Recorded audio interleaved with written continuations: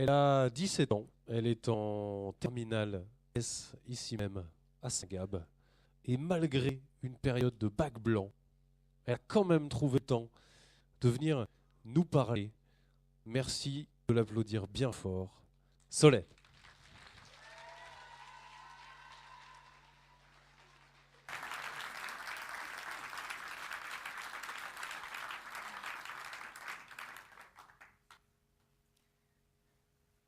Est-il possible de savoir qui nous sommes? Qui suis-je?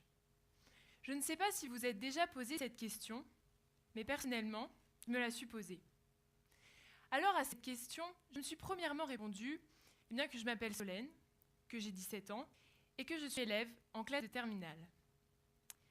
Deux réflexions suite à cette réponse. La première, c'est que, effectivement, elle est totalement vraie. Je m'appelle bien Solène, j'ai bien 17 ans et je suis bien en classe de terminale.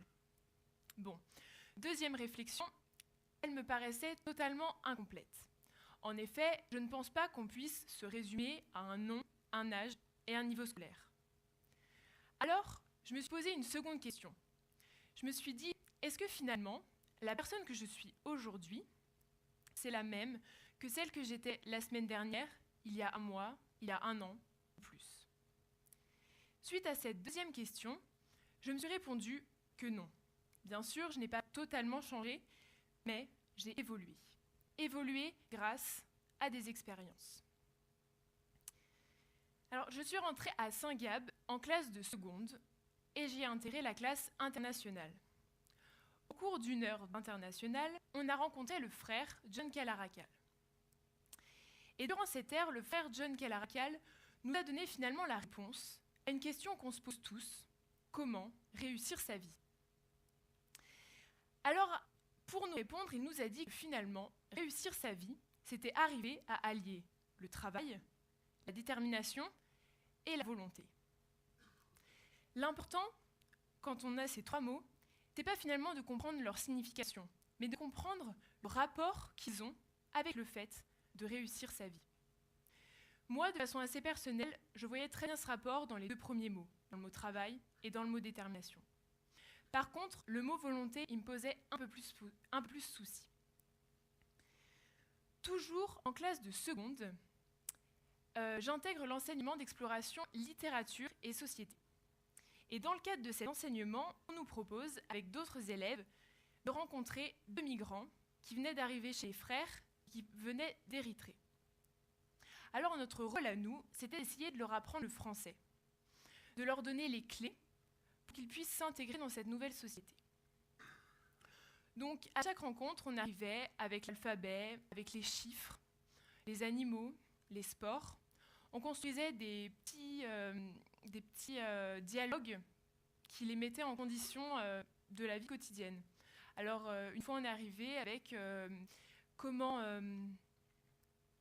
est-ce qu'on faisait quand on arrivait à la boulangerie, comment est-ce qu'on faisait à la poste. Et finalement, même si j'espère profondément qu'on a pu leur apporter un peu quelque chose et leur apprendre, eh bien, je pense qu'ils nous ont beaucoup plus transmis que ce qu'on a pu leur donner. Premièrement, ils m'ont permis de prendre conscience d'une réalité qui m'échappait un petit peu. La crise migratoire. Rappelez-vous, 2015.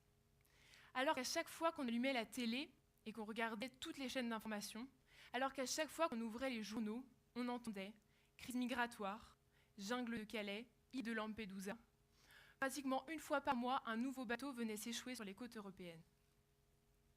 Après les avoir rencontrés, j'ai pris conscience que la crise migratoire, ce n'était pas seulement des chiffres, ce n'était pas seulement des alertes infos, ce n'est pas seulement le sujet des débats houleux de la dernière présidentielle. La crise migratoire, c'était un enjeu de notre société avec des hommes, des femmes et des enfants.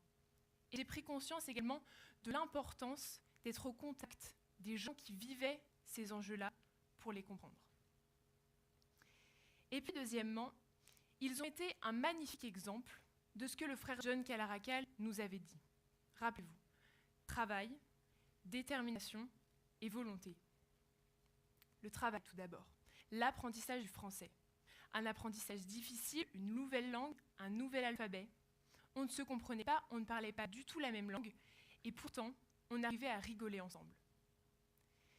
Alors, en apprenant le français pour essayer qu'ils trouvent un emploi, qu'ils puissent s'intégrer dans cette nouvelle société, j'ai pris conscience aussi de la détermination qu'ils avaient en eux.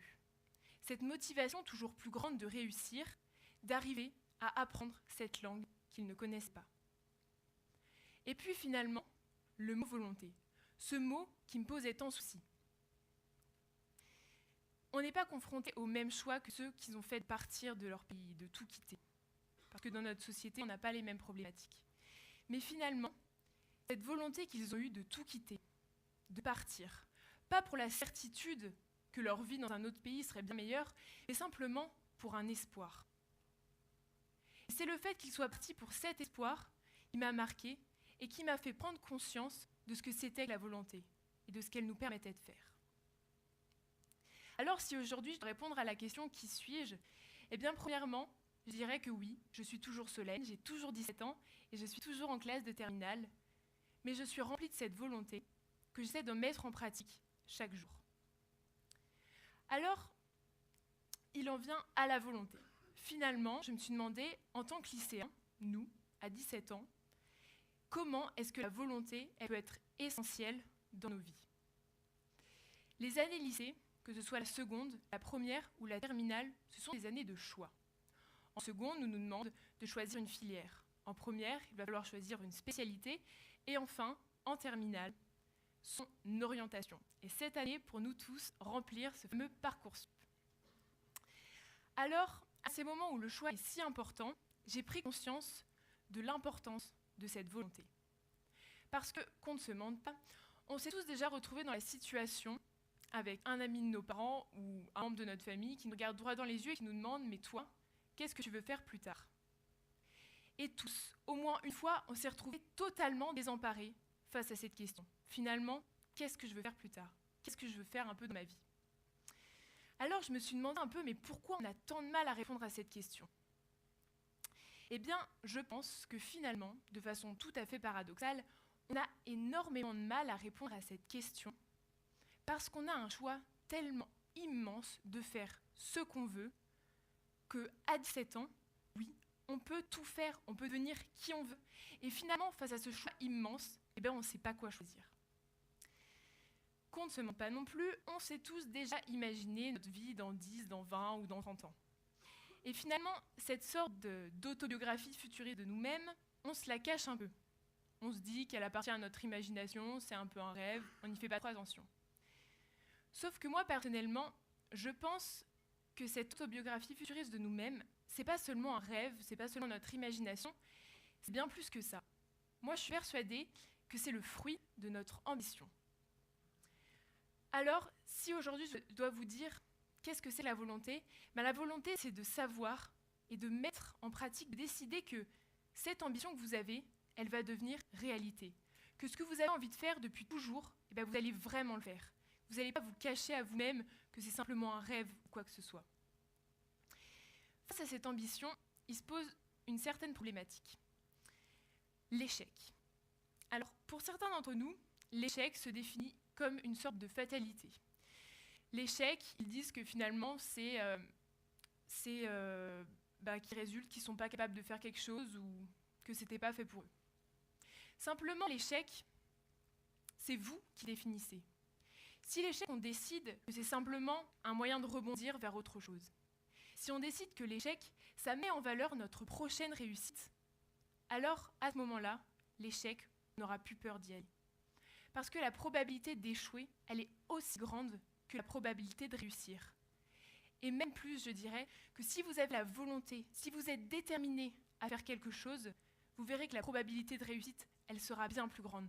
Parce que vous êtes capable de tout faire. On a tous les capacités immenses de réussir et de réaliser ce qu'on a envie de réaliser. Donc soit on décide d'avoir la volonté de le faire, d'être acteur de notre vie, soit on décide d'en être spectateur. Mais personne ne réalisera jamais pour vous ce que vous avez envie de faire.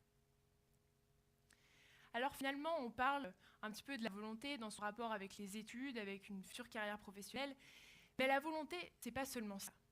C'est dans la vie de tous les jours. C'est des petites choses toutes simples. Vous êtes dans les coulisses, vous arrivez, ce soir c'est le gala danse, et bien vous décidez que ce soir, vous allez danser comme vous n'avez jamais dansé. Vous arrivez sur le terrain de basket. Eh bien, vous décidez qu'aujourd'hui, vous avez la volonté de marquer tous les 3 points de l'équipe et que cette équipe en face de vous, que vous n'avez jamais réussi à battre, eh bien, ensemble, vous allez réussir. Et que pour la première fois, vous allez la battre, malgré que tout le monde pense que de toute façon, le match est déjà joué d'avance. C'est quand vous avez un projet qui vous tient particulièrement à cœur, que vous faites des fiches et des fiches, et bien vous décidez qu'un matin, vous vous levez, et que ce projet-là, vous le mettez en place et vous le réalisez. C'est le dernier 500 du 3x500 du bac de sport. On se demande un peu qu'est-ce qu'on fait sur ce terrain. Il reste 250 mètres à courir, et finalement, l'important, c'est pas de se demander qu'est-ce qu'on fait là, c'est de se dire, il me reste 250 mètres, et ben j'y vais, je fonce et je lâche rien. Parce qu'avoir de la volonté, c'est apprendre comment on fait pour se battre, pour arriver jusqu'où vous arrivez. Si vous êtes rempli de cette volonté, vous arriverez à faire énormément de choses. Vous aurez ce courage et cette force en vous de tout faire, de mener tous les combats, de toujours vous relever. Parce que oui, se relever, c'est pas toujours facile. Parce qu'on n'a pas toujours la volonté à côté de nous de façon hyper visible. Simplement, même si des fois elle est un peu cachée, elle est toujours là. Alors à vous, lycéens, alors qu'on a ces choix aujourd'hui à faire, alors qu'on est aussi à une période où finalement on a la possibilité de faire énormément de choses, où on est libre de devenir tout ce qu'on veut, où on est libre de devenir qui on veut être, et bien c'est à ce moment-là qu'il faut prendre conscience de cette volonté. C'est une richesse hyper importante qui vous permet de faire énormément de choses dans votre vie. Alors vous, lycéens, aujourd'hui, prenez le pouvoir sur votre vie grâce à cette volonté. Essayez au moins, jusqu'à la fin de l'année, jusqu'à remplir Parcoursup, et vous verrez que vous pourrez réaliser des choses que vous n'avez jamais réalisées. Et puis, malgré les lycéens, qui sont une partie de la population de la salle ce soir, il y a aussi d'autres personnes, 30, 40, 50 et plus. Toutes ces personnes-là, vous aussi, vous avez ce pouvoir-là. Alors moi, j'ai juste une question à vous poser ce soir, c'est est-ce que vous êtes prêts à prendre ou à reprendre le pouvoir sur votre vie ?